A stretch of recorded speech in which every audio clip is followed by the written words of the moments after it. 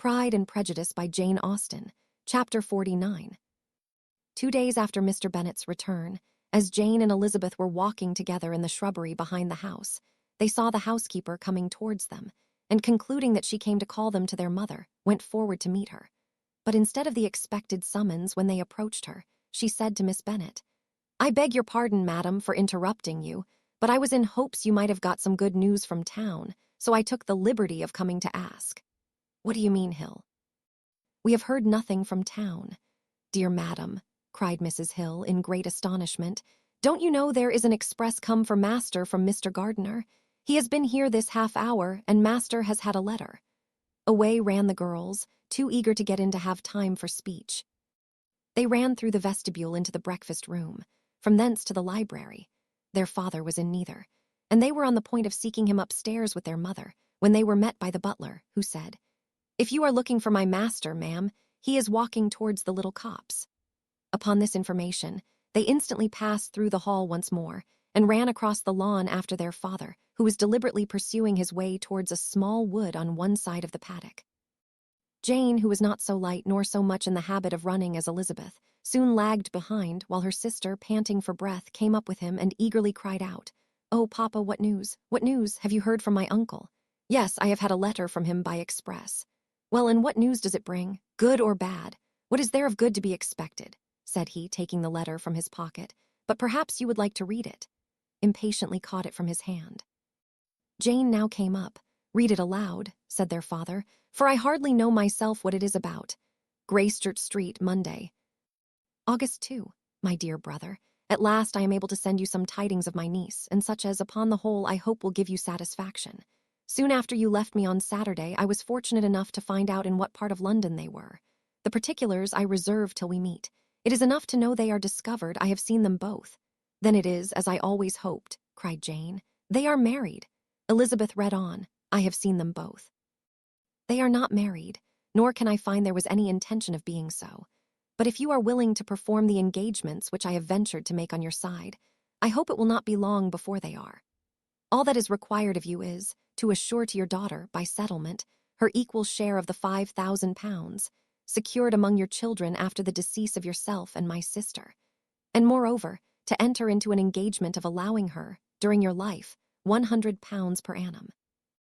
These are conditions which, considering everything, I had no hesitation in complying with, as far as I thought myself privileged, for you. I shall send this by express, that no time may be lost in bringing me your answer. You will easily comprehend, from these particulars, that Mr. Wickham's circumstances are not so hopeless as they are generally believed to be. The world has been deceived in that respect, and I am happy to say there will be some little money, even when all his debts are discharged, to settle on my niece, in addition to her own fortune. If, as I conclude will be the case, you send me full powers to act in your name, throughout the whole of this business, I will immediately give directions to Haggerston for preparing a proper settlement. There will not be the smallest occasion for your coming to town again, therefore stay quietly at Longbourn and depend on my diligence and care. Send back your answer as soon as you can, and be careful to write explicitly. We have judged it best that my niece should be married from this house, of which I hope you will approve. She comes to us today. I shall write again as soon as anything more is determined on. Yours, etc., Edwa Gardiner. "Is it possible?" cried Elizabeth when she had finished. "Can it be possible that he will marry her? Wickham is not so undeserving, then, as we have thought him," said her sister. "My dear father, I congratulate you." "Have you answered the letter?" said Elizabeth. "No, but it must be done soon." Most earnestly did she then entreat him to lose no more time before he wrote. "My dear father," she cried, "come back and write immediately. Consider how important every moment is in such a case." "Let me write for you," said Jane, "if you dislike the trouble yourself." "I dislike it very much," he replied, "but it must be done." So saying, he turned back with them and walked towards the house. "And may I ask," said Elizabeth, "but the terms, I suppose, must be complied with." "Complied with? I am only ashamed of his asking so little." "They must marry, yet he is such a man." "Yes, yes, they must marry. There is nothing else to be done." "There are 2 things that I want very much to know. One is, how much money your uncle has laid down to bring it about, and the other, how I am ever to pay him." "Money, my uncle," cried Jane. "What do you mean, sir?" I mean that no man in his senses would marry Lydia on so slight a temptation as 100 a year during my life and 50 after I am gone." "That is very true," said Elizabeth, "though it had not occurred to me before, his debts to be discharged and something still to remain." "Oh, it must be my uncle's doings. Generous, good man, I am afraid he has distressed himself. A small sum could not do all this." "No," said her father, "Wickham's a fool if he takes her with a farthing less than £10,000. I should be sorry to think so ill of him in the very beginning of our relationship." £1,000? Heaven forbid! How is half such a sum to be repaid? Mr. Bennet made no answer, and each of them, deep in thought, continued silent till they reached the house. Their father then went to the library to write, and the girls walked into the breakfast room. "And they are really to be married," cried Elizabeth as soon as they were by themselves. "How strange this is, and for this we are to be thankful. That they should marry, small as is their chance of happiness and wretched as is his character, we are forced to rejoice. Oh, Lydia!" "I comfort myself with thinking," replied Jane, "that he certainly would not marry Lydia if he had not a real regard for her. Though our kind uncle has done something towards clearing him, I cannot believe that £10,000, or anything like it, has been advanced. He has children of his own, and may have more. How could he spare half £10,000? If we are ever able to learn what Wickham's debts have been," said Elizabeth, "and how much is settled on his side on our sister, we shall exactly know what Mr. Gardiner has done for them, because Wickham has not sixpence of his own. The kindness of my uncle and aunt can never be requited. Their taking her home, and affording her their personal protection and countenance, is such a sacrifice to her advantage as years of gratitude cannot enough acknowledge. By this time she is actually with them. If such goodness does not make her miserable now, she will never deserve to be happy. What a meeting for her when she first sees my aunt. We must endeavor to forget all that has passed on either side," said Jane. "I hope and trust they will yet be happy. His consenting to marry her is a proof, I will believe, that he has come to a right way of thinking. Their mutual affection will steady them, and I flatter myself they will settle so quietly and live in so rational a manner as may in time make their past imprudence forgotten." "Conduct has been such," replied Elizabeth, "as neither you nor I nor anybody can ever forget. It is useless to talk of it."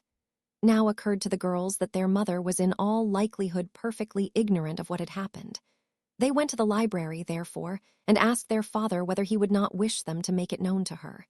He was writing, and without raising his head, coolly replied, "Just as you please." "May we take my uncle's letter to read to her?" "Take whatever you like, and get away." Took the letter from his writing table, and they went upstairs together. Mary and Kitty were both with Mrs. Bennet. One communication would, therefore, do for all. After a slight preparation for good news, the letter was read aloud. Mrs. Bennet could hardly contain herself. As soon as Jane had read Mr. Gardiner's hope of Lydia's being soon married, her joy burst forth, and every following sentence added to its exuberance. She was now in an irritation as violent from delight as she had ever been fidgety from alarm and vexation. To know that her daughter would be married was enough. She was disturbed by no fear for her felicity, nor humbled by any remembrance of her misconduct. "Dear, dear Lydia," she cried, "this is delightful indeed. She will be married. I shall see her again. She will be married at 16. My good, kind brother. I knew how it would be. I knew he would manage everything. How I long to see her, and to see dear Wickham too. But the clothes, the wedding clothes. I will write to my sister Gardiner about them directly. Lizzie, my dear, run down to your father and ask him how much he will give her. Stay, stay. I will go myself. Ring the bell, Kitty, for Hill. I will put on my things in a moment. My dear, dear Lydia, how merry we shall be together when we meet." Her eldest daughter endeavored to give some relief to the violence of these transports by leading her thoughts to the obligations which Mr. Gardiner's behavior laid them all under. "For we must attribute this happy conclusion," she added, "in a great measure to his kindness. We are persuaded that he has pledged himself to assist Mr. Wickham with money." "Well," cried her mother, "it is all very right. Who should do it but her own uncle? If he had not had a family of his own, I and my children must have had all his money, you know, and it is the first time we have ever had anything from him except a few presents. Well, I am so happy. In a short time I shall have a daughter married. Mrs. Wickham, how well it sounds. And she was only 16 last June. My dear Jane, I am in such a flutter that I am sure I can't write, so I will dictate and you write for me. We will settle with your father about the money afterwards, but the things should be ordered immediately." She was then proceeding to all the particulars of calico, muslin, and cambric, and would shortly have dictated some very plentiful orders, had not Jane, though with some difficulty, persuaded her to wait, till her father was at leisure to be consulted. One day's delay, she observed, would be of small importance, and her mother was too happy to be quite so obstinate as usual. Other schemes, too, came into her head. "I will go to Meryton," said she, "as soon as I am dressed, and tell the good news to my sister Phillips. And as I come back, I can call on Lady Lucas and Mrs. Long. Kitty, run down and order the carriage. An airing would do me a great deal of good, I am sure. Girls, can I do anything for you in Meryton? Oh, here comes Hill. My dear Hill, have you heard the good news? Miss Lydia is going to be married, and you shall all have a bowl of punch to make merry at her wedding. Mrs. Hill began instantly to express her joy. Elizabeth received her congratulations amongst the rest, and then, sick of this folly, took refuge in her own room, that she might think with freedom. Poor Lydia's situation must, at best, be bad enough, but that it was no worse, she had need to be thankful. She felt it so, and though, in looking forward, neither rational happiness nor worldly prosperity could be justly expected for her sister, in looking back to what they had feared only 2 hours ago, she felt all the advantages of what they had gained. Chapter 50.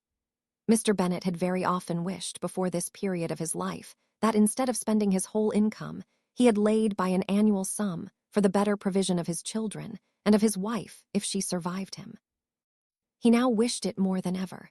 Had he done his duty in that respect, Lydia need not have been indebted to her uncle, for whatever of honor or credit could now be purchased for her. The satisfaction of prevailing on one of the most worthless young men in Great Britain to be her husband might then have rested in its proper place.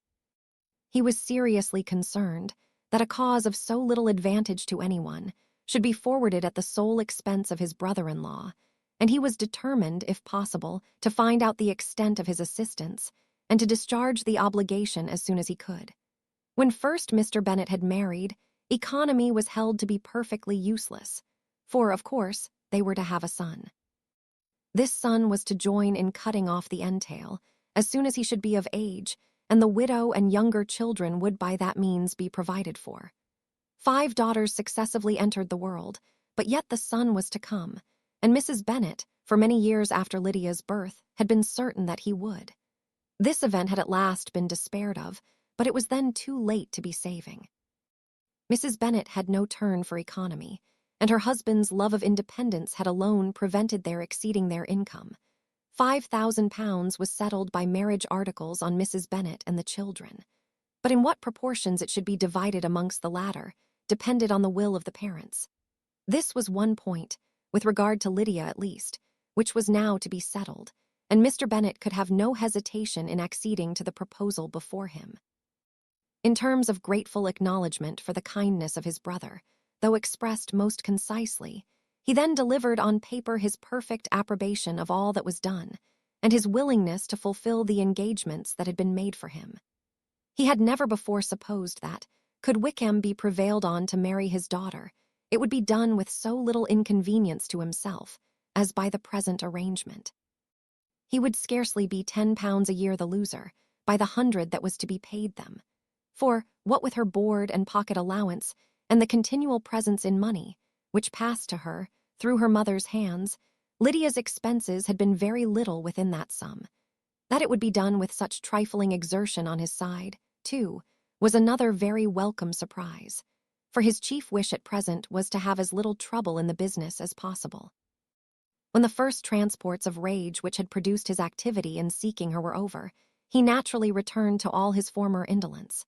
His letter was soon dispatched, for though dilatory in undertaking business, he was quick in its execution. He begged to know farther particulars of what he was indebted to his brother, but was too angry with Lydia to send any message to her. The good news quickly spread through the house, and with proportionate speed through the neighborhood. It was borne in the latter with decent philosophy. To be sure, it would have been more for the advantage of conversation had Miss Lydia Bennet come upon the town, or, as the happiest alternative, been secluded from the world in some distant farmhouse. But there was much to be talked of in marrying her, and the good-natured wishes for her well-doing, which had proceeded before from all the spiteful old ladies in Meryton, lost but little of their spirit in this change of circumstances, because with such a husband, her misery was considered certain. It was a fortnight since Mrs. Bennet had been downstairs, but on this happy day she again took her seat at the head of her table, and in spirits oppressively high. No sentiment of shame gave a damp to her triumph. The marriage of a daughter, which had been the first object of her wishes since Jane was 16, was now on the point of accomplishment, and her thoughts and her words ran wholly on those attendants of elegant nuptials, fine muslins, new carriages, and servants. She was busily searching through the neighborhood for a proper situation for her daughter, and without knowing or considering what their income might be, rejected many as deficient in size and importance. Hay Park might do, said she, if the Goodings would quit it, or the great house at Stoke if the drawing-room were larger, but Ashworth is too far off. I could not bear to have her 10 miles from me, and as for Purvis Lodge, the attics are dreadful. Her husband allowed her to talk on without interruption, while the servants remained. But when they had withdrawn, he said to her, Mrs. Bennet, before you take any or all of these houses for your son and daughter, let us come to a right understanding.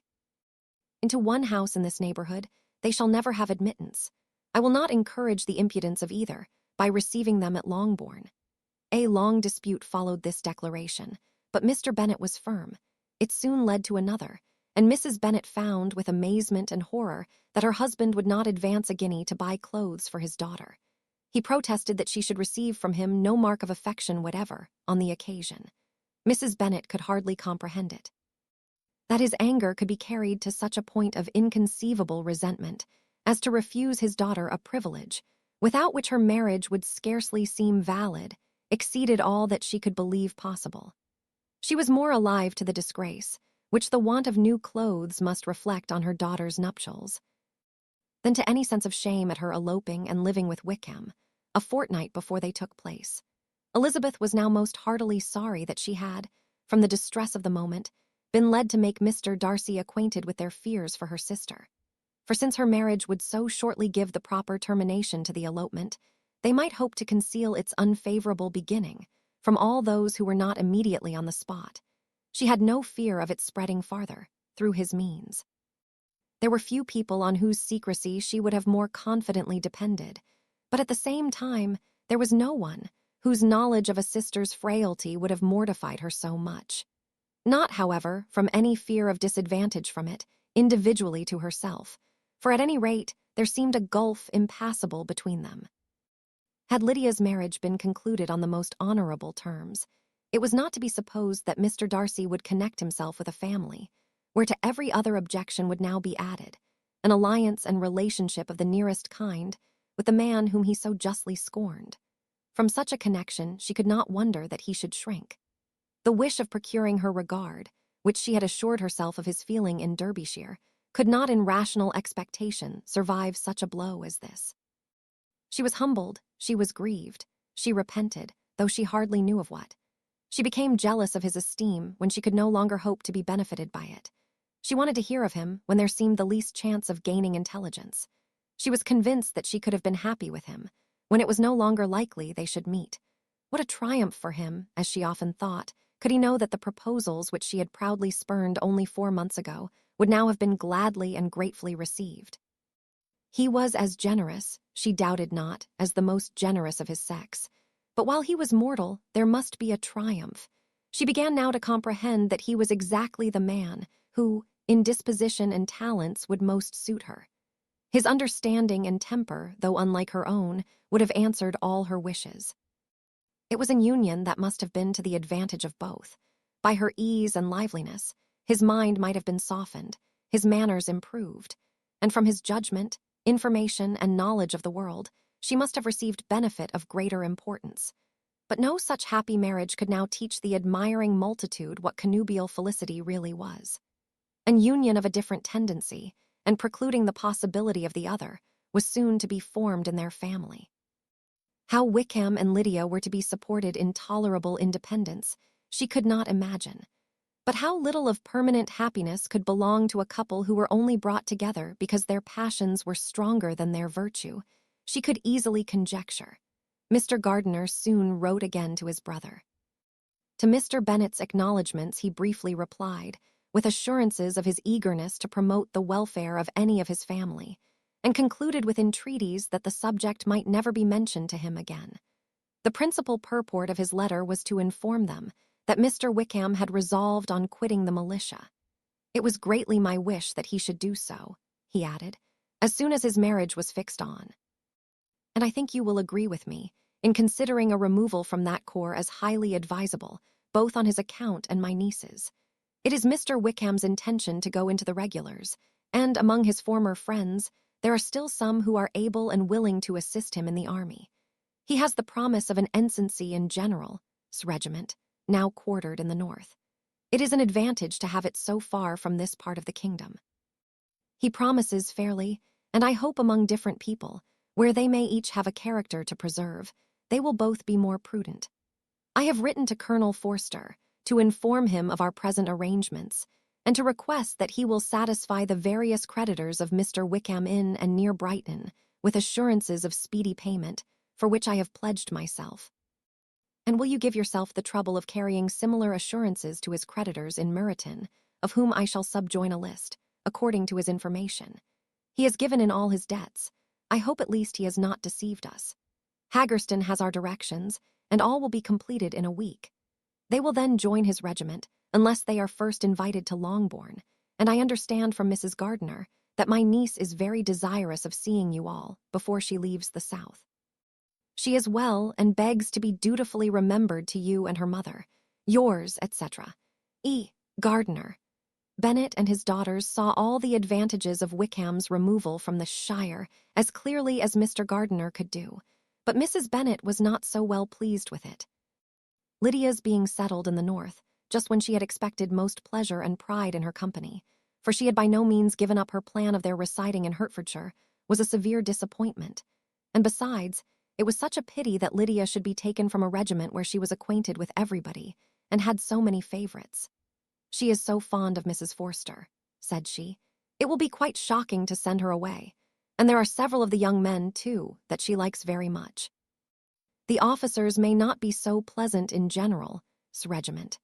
His daughter's request, for such it might be considered, of being admitted into her family again, before she set off for the north, received at first an absolute negative. But Jane and Elizabeth, who agreed in wishing, for the sake of their sister's feelings and consequence, that she should be noticed on her marriage by her parents, urged him so earnestly, yet so rationally and so mildly, to receive her and her husband at Longbourn, as soon as they were married, that he was prevailed on to think as they thought, and act as they wished. And their mother had the satisfaction of knowing that she should be able to show her married daughter in the neighborhood, before she was banished to the north. When Mr. Bennet wrote again to his brother, therefore, he sent his permission for them to come, and it was settled that as soon as the ceremony was over, they should proceed to Longbourn. Elizabeth was surprised, however, that Wickham should consent to such a scheme, and had she consulted only her own inclination, any meeting with him would have been the last object of her wishes. Chapter 51. Their sister's wedding day arrived, and Jane and Elizabeth felt for her probably more than she felt for herself. The carriage was sent to meet them and they were to return in it, by dinner time. Their arrival was dreaded by the elder Miss Bennets, and Jane more especially, who gave Lydia the feelings which would have attended herself, had she been the culprit, was wretched in the thought of what her sister must endure. They came. The family were assembled in the breakfast room to receive them.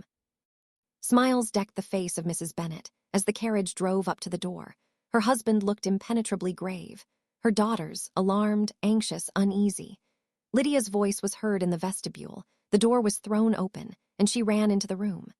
Her mother stepped forwards, embraced her, and welcomed her with rapture, gave her hand with an affectionate smile to Wickham, who followed his lady, and wished them both joy, with an alacrity which showed no doubt of their happiness. Their reception from Mr. Bennet, to whom they then turned, was not quite so cordial. His countenance rather gained in austerity, and he scarcely opened his lips. The easy assurance of the young couple, indeed, was enough to provoke him. Elizabeth was disgusted, and even Miss Bennet was shocked. Lydia was Lydia still, untamed, unabashed, wild, noisy, and fearless. She turned from sister to sister, demanding their congratulations, and when at length they all sat down, looked eagerly round the room, took notice of some little alteration in it, and observed with a laugh that it was a great while since she had been there. Wickham was not at all more distressed than herself, but his manners were always so pleasing that had his character and his marriage been exactly what they ought, his smiles and his easy address, while he claimed their relationship, would have delighted them all. Elizabeth had not before believed him quite equal to such assurance, but she sat down, resolving within herself to draw no limits in future to the impudence of an impudent man. She blushed, and Jane blushed, but the cheeks of the two who caused their confusion suffered no variation of color. There was no want of discourse. The bride and her mother could neither of them talk fast enough. And Wickham, who happened to sit near Elizabeth, began inquiring after his acquaintance in that neighborhood, with a good-humored ease, which she felt very unable to equal in her replies. They seemed each of them to have the happiest memories in the world. Nothing of the past was recollected with pain, and Lydia led voluntarily to subjects, which her sisters would not have alluded to for the world. "Only think of its being 3 months," she cried. "Since I went away, it seems but a fortnight, I declare, and yet there have been things enough happened in the time. Good gracious! When I went away, I am sure I had no more idea of being married till I came back again, though I thought it would be very good fun if I was." Her father lifted up his eyes. Jane was distressed. Elizabeth looked expressively at Lydia, but she, who never heard nor saw anything of which she chose to be insensible, gaily continued, "Oh, Mamma, do the people hereabouts know I am married today?" "I was afraid they might not, and we overtook William Gooding in his curricle, so I was determined he should know it, and so I let down the side glass next to him, and took off my glove, and let my hand just rest upon the window frame, so that he might see the ring, and then I bowed and smiled like anything." Could bear it no longer. She got up and ran out of the room, and returned no more till she heard them passing through the hall to the dining parlor. She then joined them soon enough to see Lydia, with anxious parade, walk up to her mother's right hand, and hear her say to her eldest sister, "Ah, Jane, I take your place now, and you must go lower because I am a married woman."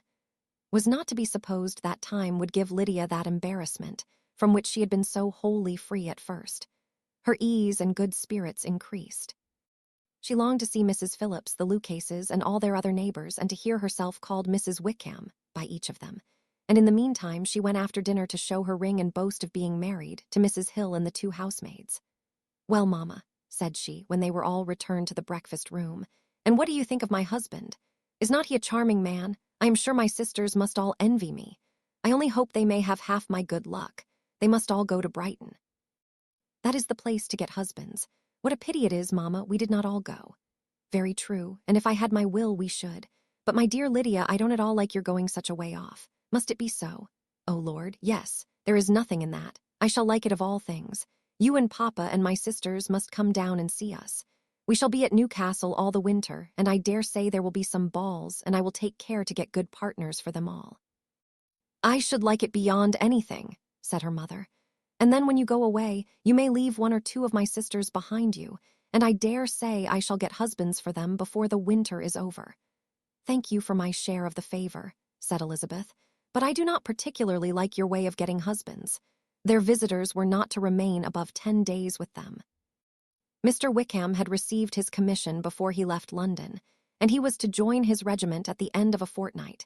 No one but Mrs. Bennet regretted that their stay would be so short, and she made the most of the time by visiting about with her daughter and having very frequent parties at home. These parties were acceptable to all.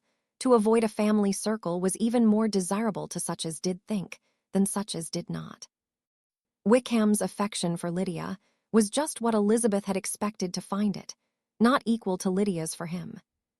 She had scarcely needed her present observation to be satisfied, from the reason of things, that their elopement had been brought on by the strength of her love, rather than by his. And she would have wondered why, without violently caring for her, he chose to elope with her at all, had she not felt certain that his flight was rendered necessary by distress of circumstances. And if that were the case, he was not the young man to resist an opportunity of having a companion. Lydia was exceedingly fond of him. He was her dear Wickham on every occasion. No one was to be put in competition with him. He did everything best in the world, and she was sure he would kill more birds on the 1st of September than anybody else in the country. One morning, soon after their arrival, as she was sitting with her 2 elder sisters, she said to Elizabeth, "Lizzie, I never gave you an account of my wedding, I believe. You were not by when I told Mama and the others all about it. Are not you curious to hear how it was managed?" "No, really," replied Elizabeth. "I think there cannot be too little said on the subject. La, you are so strange, but I must tell you how it went off. We were married, you know, at St. Clement, because Wickham's lodgings were in that parish, and it was settled that we should all be there by 11 o'clock. My uncle and aunt and I were to go together, and the others were to meet us at the church. Well, Monday morning came, and I was in such a fuss. I was so afraid, you know, that something would happen to put it off, and then I should have gone quite distracted. And there was my aunt. All the time I was dressing, preaching, and talking away just as if she was reading a sermon. However, I did not hear above 1 word in 10, for I was thinking, you may suppose, of my dear Wickham. I longed to know whether he would be married in his blue coat. Well, and so we breakfasted at 10 as usual. I thought it would never be over. For, by the by, you are to understand that my uncle and aunt were horrid unpleasant all the time I was with them. If you'll believe me, I did not once put my foot out of doors, though I was there a fortnight. Not one party or scheme or anything. To be sure, London was rather thin, but however the little theatre was open. Well, and so just as the carriage came to the door, my uncle was called away upon business to that horrid man, Mr. Stone. And then, you know, when once they get together, there is no end of it. Well, I was so frightened I did not know what to do, for my uncle was to give me away, and if we were beyond the hour, we could not be married all day. But luckily, he came back again in 10 minutes' time, and then we all set out. However, I recollected afterwards that if he had been prevented going, the wedding need not be put off, for Mr. Darcy might have done as well. "Mr. Darcy," repeated Elizabeth in utter amazement. "Oh, yes. He was to come there with Wickham, you know, but gracious me, I quite forgot. I ought not to have said a word about it. I promised them so faithfully. What will Wickham say? It was to be such a secret." "If it was to be secret," said Jane, "say not another word on the subject." "You may depend upon my seeking no further." "Certainly," said Elizabeth, though burning with curiosity. "We will ask you no questions." "You," said Lydia, "for if you did, I should certainly tell you all, and then Wickham would be angry." Such encouragement to ask, Elizabeth was forced to put it out of her power by running away. But to live in ignorance on such a point was impossible, or at least it was impossible not to try for information. Mr. Darcy had been at her sister's wedding. It was exactly a scene, and exactly among people, where he had apparently least to do and least temptation to go. Conjectures as to the meaning of it, rapid and wild, hurried into her brain, but she was satisfied with none. Those that best pleased her, as placing his conduct in the noblest light, seemed most improbable. She could not bear such suspense, and hastily seizing a sheet of paper, wrote a short letter to her aunt, to request an explanation of what Lydia had dropped, if it were compatible with the secrecy which had been intended. "You may readily comprehend," she added, "what my curiosity must be to know how a person unconnected with any of us, and, comparatively speaking, a stranger to our family, should have been amongst you at such a time. Pray write instantly, and let me understand it, unless it is, for very cogent reasons, to remain in the secrecy which Lydia seems to think necessary, and then I must endeavor to be satisfied with ignorance. Not that I shall, though," she added to herself, as she finished the letter. "And my dear aunt, if you do not tell me in an honorable manner, I shall certainly be reduced to tricks and stratagems to find it out." Jane's delicate sense of honor would not allow her to speak to Elizabeth privately of what Lydia had let fall. Elizabeth was glad of it. Till it appeared whether her inquiries would receive any satisfaction, she had rather be without a confidant.